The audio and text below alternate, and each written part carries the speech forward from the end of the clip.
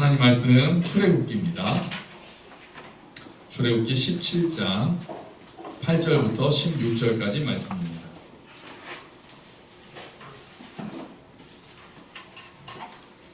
출애굽기 17장 8절부터 16절까지 말씀이요.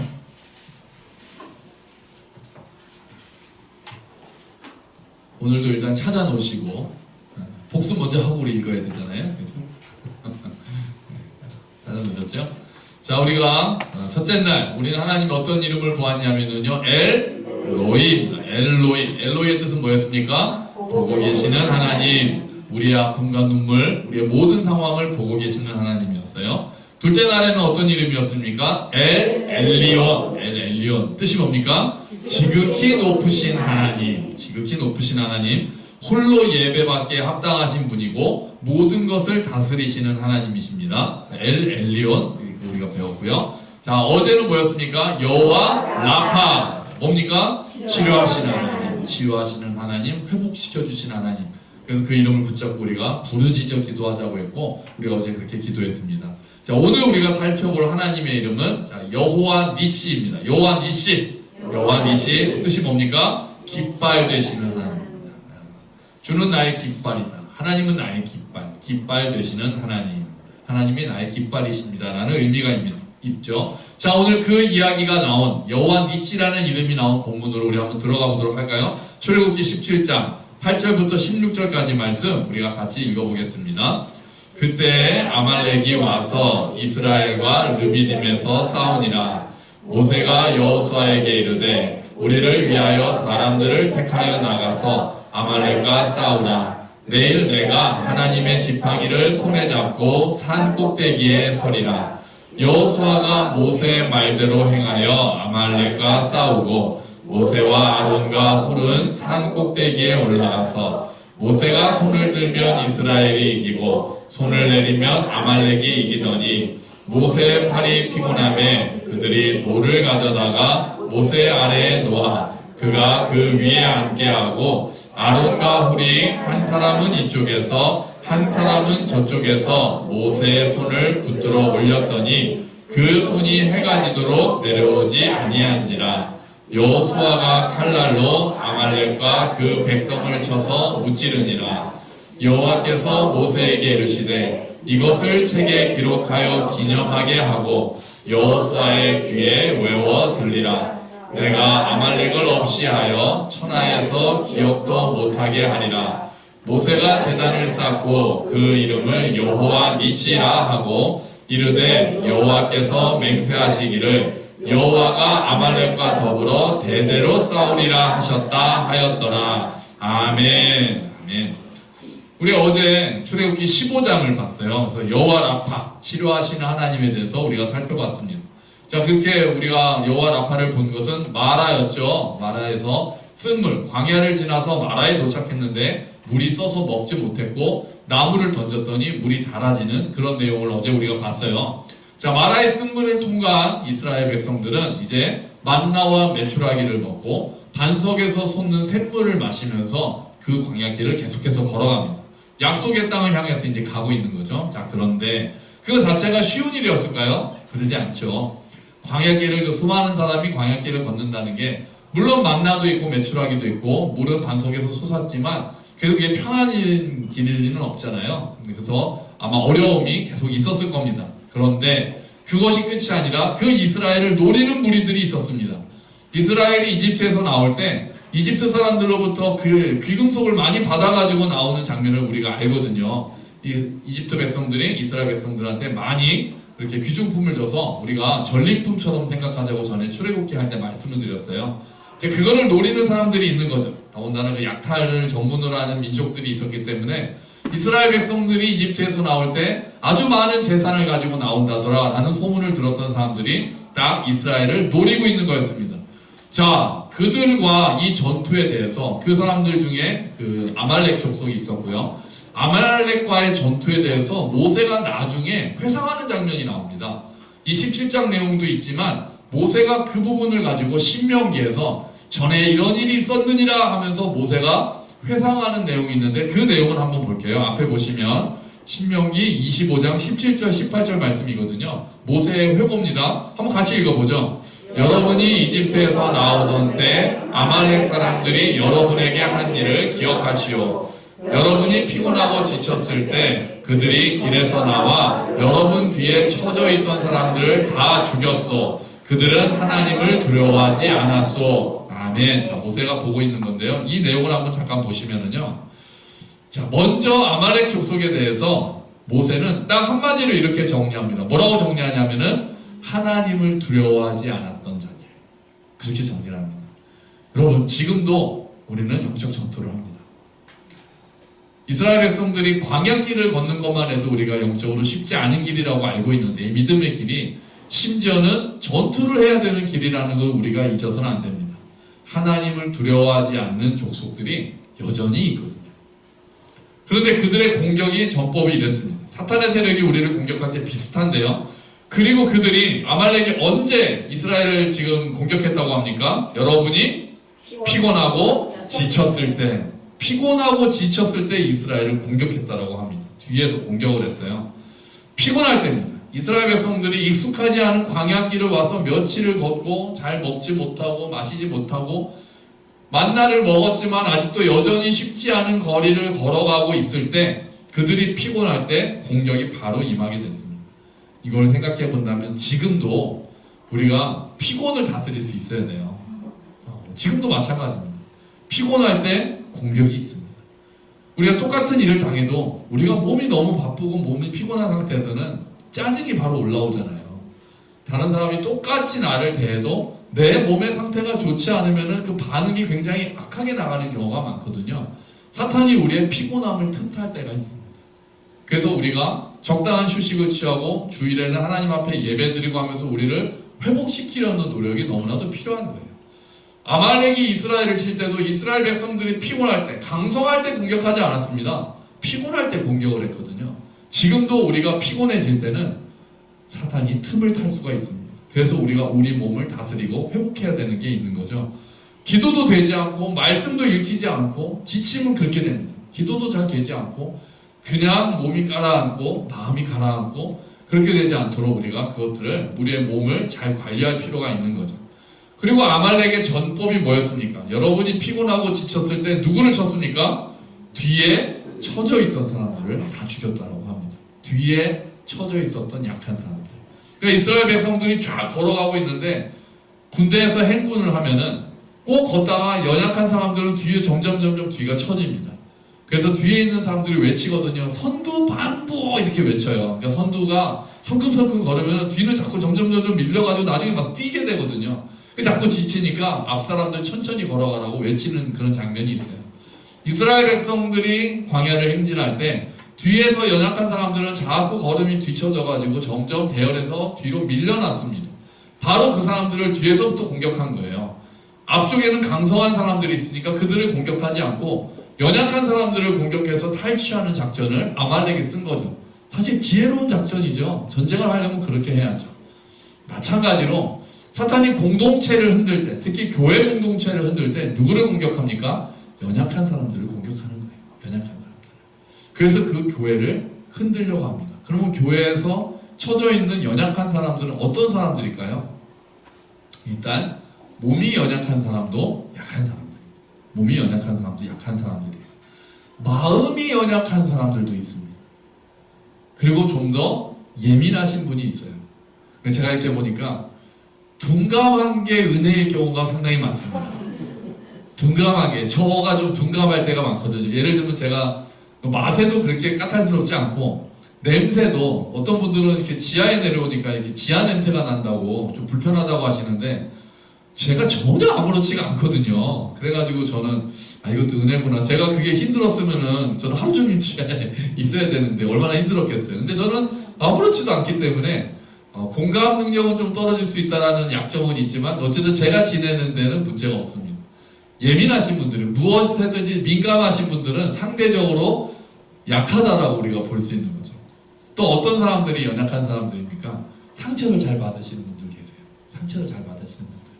교회에서 그런 분들이 많이 계십니다. 좀 더 마음이 좀 더 담대하고 좀 무디지 않고 예민하신 분들이 상처도 잘 받을 수가 있어요. 또 과거에 상처들이 많이 쌓여 계신 분들이 똑같은 말인데 별 뜻 없는 말에 나보고 한 소린가? 나 들으라고 한 얘기인가? 이렇게 하면서 상처를 받으시는 분들이 있거든요. 연약하신 분들이라고 볼 수가 있어요.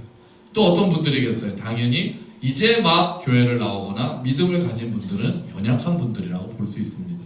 사단이 그런 분들을 공격하는 거예요. 그래서 교회 공동체에 상처를 입히고 분열을 일으키고 또 믿음에서 넘어지도록 그렇게 하는 겁니다. 그래서 교회는 연약한 분들을 먼저 보호할 수 있어야 됩니다. 그래서 항상 바울도 강한 자가, 믿음이 강한 자가 연약한 자의 약점을 담당하라 그렇게 이야기를 하거든요. 내가 괜찮다고, 제가 냄새가 안 난다고 신경 쓰지 마세요 이렇게 하면 안 되고, 또 예민한 분들의 의견을 받아서 뭔가 또 조치를 취해야 되듯이 더 연약하고 더 민감하고 더 약한 분들을 배려하는 것이 교회에서는 항상 있어야 됩니다. 그래서 교회는 함께 걷는 교회가 걸을 때 그 보폭을 누구에게 맞춰야 됩니까? 가장 천천히 걷는 분의 보폭에 맞춰야 되는 거죠. 그래야 함께 걸을 수 있는 거죠. 강한 사람들이 막 걸으면서 너도 빨리 걸어 라고 하는 게 함께 걷는 교회가 되기가 어렵고, 연약한 자들의 걸음에 맞춰서 걸을 때 우리 교회가 함께 걷는 교회가 되지 않겠습니까? 그럴 때 그들을 사탄으로부터 보호하는 것이 우리 교회 공동체를 사탄으로부터 보호하는 그런 역할을 하게 되는 거죠. 아말렉이 공격했을 때 이스라엘은 굉장히 많이 당황하고 힘들었을 것 같습니다. 사실 모세는 이집트에서 왕자 교육을 받았던 사람이잖아요. 그래서 아마 왕자들은 군사 교육 다 받잖아요. 우리나라도 보면은 막 왕자 되면은 활도 쏘고 이런 것도 다 임금까지 하잖아요. 마찬가지로 모세도 그런 것들을 다 받았을 테고, 그래서 아마 여호수아를 비롯한 젊은이들을 대상으로 군사훈련을 시키면서 언제 적들이 올 수 있으니 대비해야 된다고 했을 것 같습니다. 그러니까 전쟁이 나니까 바로 여호수아를 장군으로 해서 내보내죠.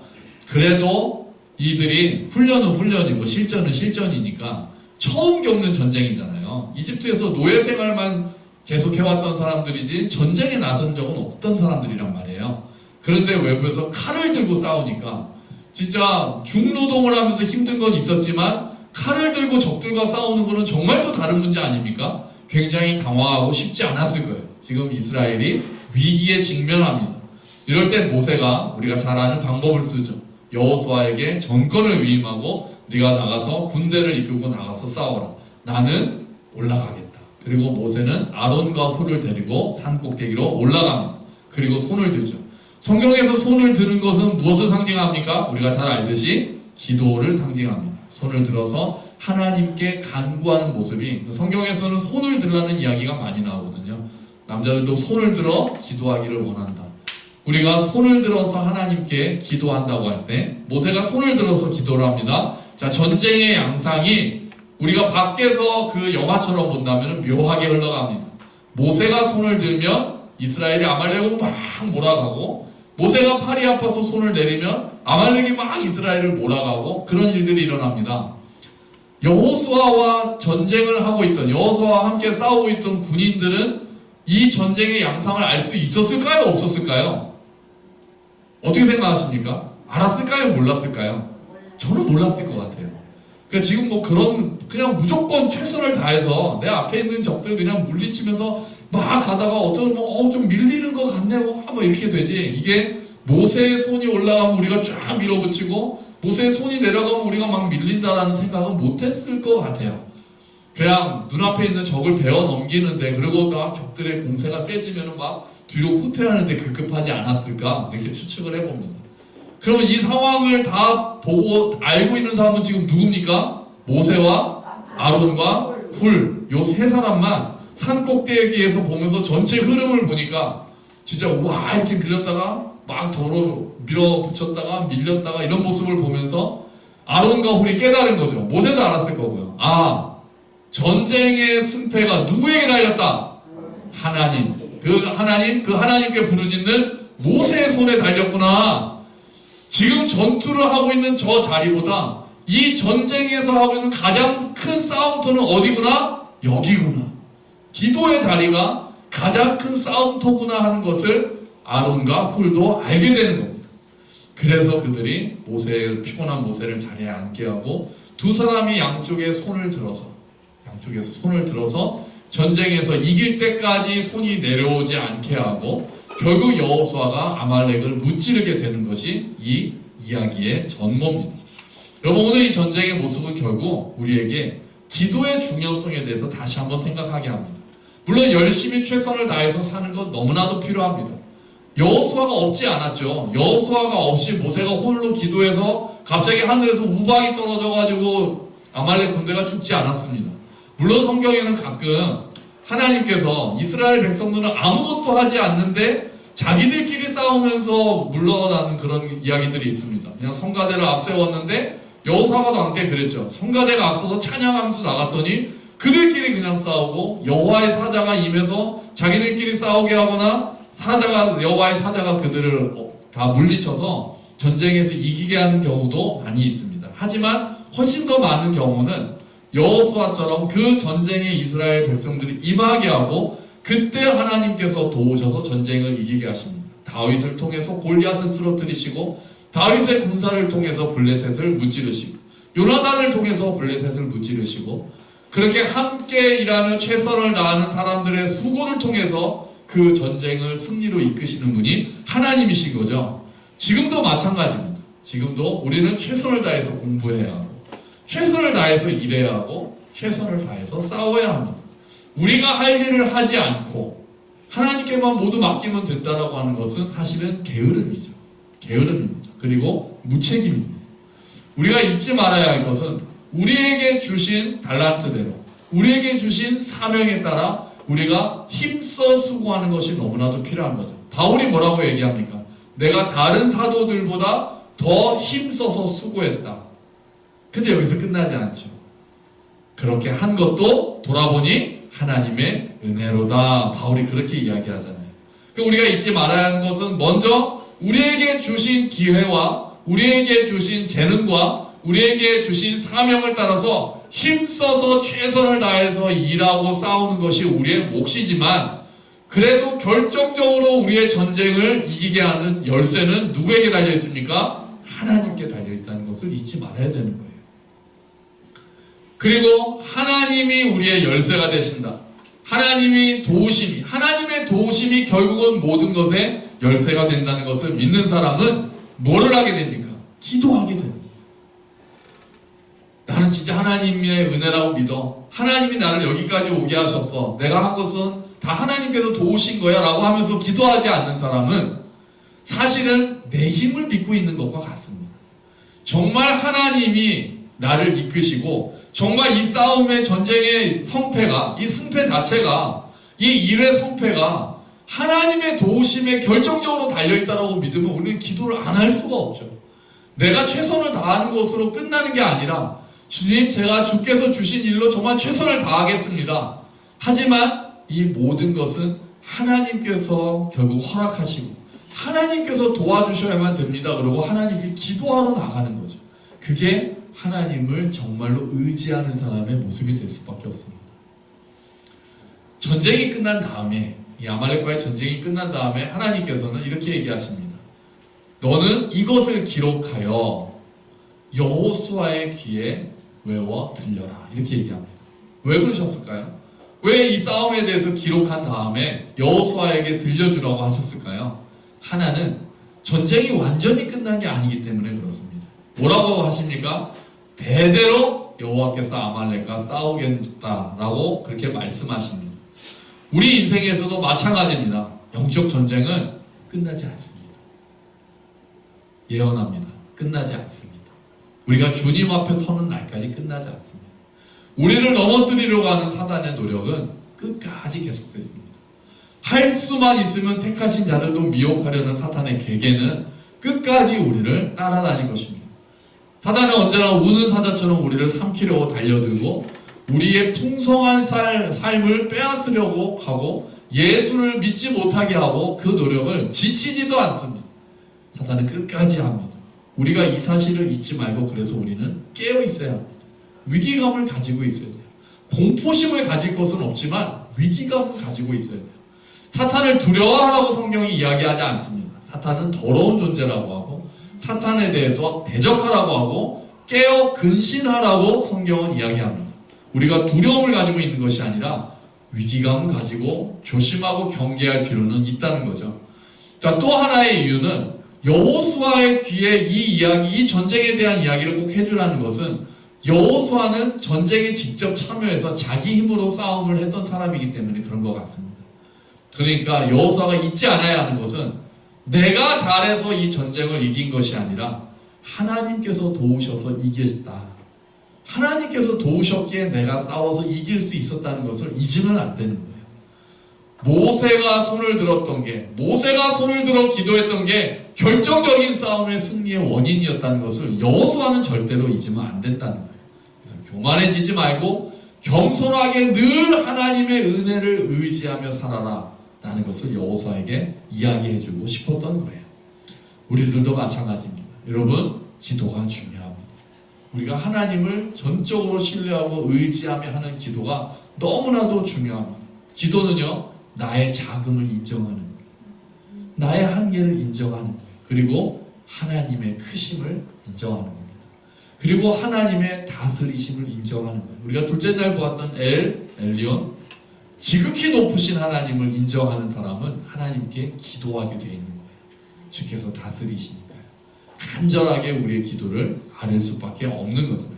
나도 힘써 일하겠지만 한계가 있음을 인정하고 하나님의 도우심을 구하는 것이 기도 아니겠습니까? 그래서 우리에게 여호와 니시의 하나님은 기도하기를 원하시는 거예요. 여러분, 주일에 기도의 지침 4가지 말씀드렸던 거 혹시 기억나세요? 제가 정리했어요. 처음에는 계속 기도하라 했습니다. 계속 기도하라. 두 번째는 뭐였습니까? 깨어 기도하라 했습니다. 세 번째는 감사함으로 기도하라. 네 번째는 중보 기도하라였거든요. 거기에 요 4가지에 어제 기억하시나요? 여호와 라파 치료하신 하나님에 대한 말씀을 드리면서 어제 기도에 대해서 드렸던 말씀을 더한다면 한 가지가 더 할 수 있을 것 같아요. 뭡니까? 부르짖어 기도하라. 부르짖어 기도하라. 우리가 계속 기도하라, 깨어 기도하라, 감사함으로 기도하라, 중보 기도하라 더불어서 어제는 부르짖어 기도하라가 있었던 거예요. 그런데 한 가지가 또 더 있습니다. 기도에도 동역자가 필요합니다. 기도도 동역자가 필요해요. 모세가 홀로 손을 들고 있기가 쉽지가 않았습니다. 하나님께 의지하는 그 기도를, 그 중요한 기도를 하는데 모세가 홀로 하기가 어려웠던 거예요. 그때 아론과 훌이 모세를 돕습니다. 주일날 말씀드렸잖아요. 어떤 교회 강대상에 예배 시간에 기도하는 기도실이 2개가 있는데 그 이름이 아론과 훌이었다라고 말씀을 드리잖아요. 기도에도 동역자가 너무나도 필요합니다. 마음을 모아 함께 기도하는 것이 기도하는 사람들에게 힘이 되는 줄로 믿습니다. 그거 경험하셨잖아요. 경험하고 계시잖아요. 그래서 우리가 기도해야 한다라고 모이자고 하는데 사람들이 너무 적게 모이면 나도 모르게, 물론 하나님은 변함없으시지만 나도 모르게 힘이 좀 빠지는 것은 우리가 또 인간이니까 또 어쩔 수 없는 부분이 있잖아요. 좀 더 많은 사람들이 모여서 함께 힘있게 기도하면 나도 더 힘있게 하나님께 매달리게 되고 정말 이렇게 같은 마음을 가지고 바알에게 무릎 꿇지 않은 7,000명 이야기를 하듯이 함께 기도하는 지체들이 있다는 것, 함께 예배드리는 지체들이 있다는 것이 우리에게 얼마나 큰 힘이 됩니까? 기도도 그러니까 한 가지를 더 지침을 낸다면 뭐겠어요? 함께 기도하라. 함께 기도하라. 기도의 지침이 될 수 있는 거예요. 자, 우리 옆에 계신 분께 함께해서 감사합니다.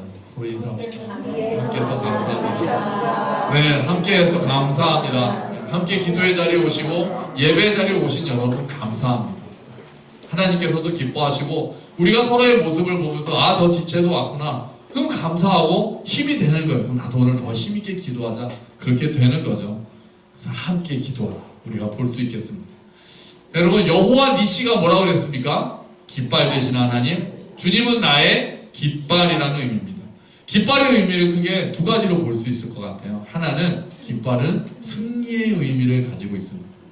여러분, 전쟁에서 이기면은 그 사극 같은 거 보면은 전쟁에서 이기면 하는 일이 뭡니까?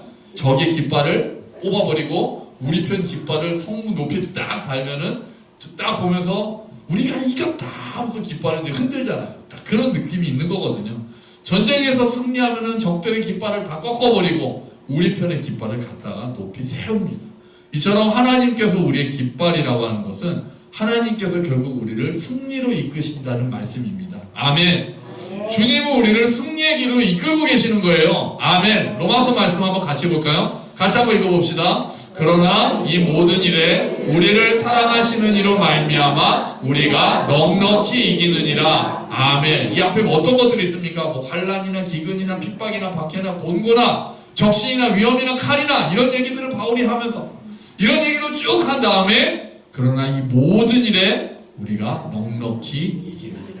누구로 말미암아? 우리를 사랑하시는 이로 말미암아 하나님 아버지로 인해 예수 그리스도로 인해 우리는 이길 수 있다라고 이야기하고 있는 것입니다. 여호와 니시는 우리를 승리하게 하시는 하나님이라는 것을 우리에게 보여줍니다. 그런데 우리가 승리한다는 것은 어떤 의미가 있을까요? 사실 현실에서는 어떻습니까? 우리는 패배를 전혀 경험하지 않습니까? 그렇지 않잖아요. 우리 솔직히 그렇지 않잖아요. 실패할 때가 있잖아요. 좌절할 때도 있고요. 낙심할 때도 있습니다. 악인들이 잘 되고 승리하는 것을 볼 때도 많습니다. 그러면 이런 상황에서 하나님이 나의 깃발이시고 하나님이 나에게 승리를 주신다는 것은 어떤 의미일까요? 우리가 넘어질 수 있지만 아주 엎드러지지는 않습니다. 우리는 넘어질 수 있습니다. 하지만 다시 일어섭니다. 그게 우리의 승리입니다. 적들이 우리의 무릎을 꺾을 수 있을지 몰라도 우리의 마음은 꺾을 수 없습니다. 그게 우리의 승리입니다. 내가 지고 있는 것 같은 상황이지만 하나님께서는 결국 승리로 이끌고 계시고 하나님의 나라는 지금도 전진하고 있고 전에도 말씀드린 것처럼 교회가 좀 쇠퇴한다고 해서 하나님의 나라가 쇠퇴하는 것은 절대로 아닙니다. 눈에 보이는 교회는 쇠퇴할 수 있지만 전체적으로 하나님의 나라는 후퇴하지 않습니다. 하나님의 나라는 하나님의 뜻에 합당하게 하나님의 계획에 따라서 전진하고 있거든요. 그 전진하는 싸움터에 우리가 동참해야 되는 거죠. 그리고 최후 승리는 정해져 있습니다. 최후 승리는 우리 것임을 믿습니다. 그리고 마침내 하나님의 나라가 완성되는 날 우리는 승전가를 높이 부르면서 승리의 잔치에 참여하게 될 줄로 믿습니다. 그것이 성도의 진정한 승리인 거예요. 지금 내가 싸우고 있는 거 하나하나 내가 하나도 지지 않고 내가 기도한 대로 다 되고 내가 계획하는 대로 다 되는 게 성도가 승리하는 것이 아니라 내 계획이 이루어지지 않더라도 하나님의 계획은 이루어지고 있다는 것을 믿는 마음, 내가 그 하나님의 길에 지금도 나는 쓰러져 있지만 다시 일어서서 동참하고 있는 상황, 그게 우리의 승리인 것입니다. 또 하나, 하나님이 우리의 깃발이 되신다는 것은 하나님이 우리의 싸움터에 우리와 함께 하신다는 것을 의미합니다. 우리가 일상의 싸움터에서 언제나 하나님을 바라봐야 된다는 것을 동시에 의미합니다. 군사들이 싸움에 지쳐 쓰러지다가 쳐다봅니다. 대장 쪽을 쳐다봐요. 근데 대장의 깃발이 높이 흔들리고 있으면 우리 대장이 아직 건재하구나. 다시 힘을 내서 일어나서 싸운단 말이에요. 그 깃발을 보고. 마찬가지로 하나님이 우리의 깃발이시라는 것은 하나님이 우리의 싸움터에 무관심하지 않으시고 우리의 싸움터에서 동행하고 계시니 그 하나님만을 바라보고 다시 힘을 내라는 하나님의 초청이기도 한 겁니다. 여러분 지쳤을 때, 낙심될 때 우리의 깃발이신 하나님을 바라보시기를 축원합니다. 우리는 쓰러질 수 있지만 하나님의 깃발은 절대로 쓰러지지 않습니다. 그분께서 우리와 함께 하시고 우리의 산성이시고 요새이시고 능력이시라는 것을 기억하며 그 하나님께 도움을 구해야 합니다. 우리 이사야 말씀 한번 같이 볼까요? 같이 읽어봅시다. 보라, 하나님은 나의 구원이시라. 내가 신뢰하고 두려움이 없으리니 주 여호와는 나의 힘이시며 나의 노래시며 나의 구원이시니라. 아멘. 보라! 보라! 하나님은 나의 구원이시라. 여호와는 나의 깃발이시라. 군사들이 그 깃발을 보고 힘을 얻는 것처럼 우리가 주님을 바라볼 때 그 주님이 나의 힘이시고 그 주님이 나의 노래이시고 그 주님이 나의 구원이십니다. 그 하나님께서 우리의 간구와 기도에 응답하시고 우리를 승리하게 하실 줄로 믿습니다. 그리고 언젠가 우리는 그 승리의 자리에서 여호와 니시라고 힘차게 찬양하게 될 것입니다. 아멘. 우리 같이 기도하겠습니다. 여호와 니시, 하나님은 나의 깃발이십니다. 하나님은 나의 도움이시고 우리의 승리이시며 우리와 동행하시는 분이십니다. 그 깃발 붙들고 우리 같이 기도하겠습니다. 주님, 여호와 니시 하나님, 우리를 도와주시고 우리를 승리로 이끄시고 낙심하지 않고 최후 승리를 믿으며 이 길 걸어갈 수 있도록 도와주시옵소서. 우리 함께 기도하겠습니다.